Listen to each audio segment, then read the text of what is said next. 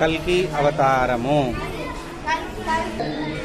శ్రీకృష్ణ అవతారము, బలరామ అవతారము,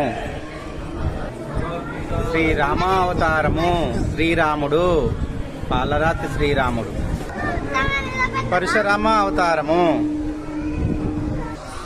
వామన అవతారము, చూసారా వామన అవతారము, నరసింహ అవతారము,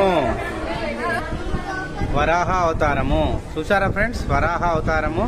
ఈ పాలరాతితోని ఈ శిల్పాలను చెక్కిన వారికి ఒక్కసారి నా లైక్ కొట్టండి. కూర్మ అవతారము, కూర్మ అవతారము, పాలరాతితోని కూర్మ అవతారాన్ని ఏ విధంగా చెక్కినారో చూసారా, ఎంత బాగుంది కదా.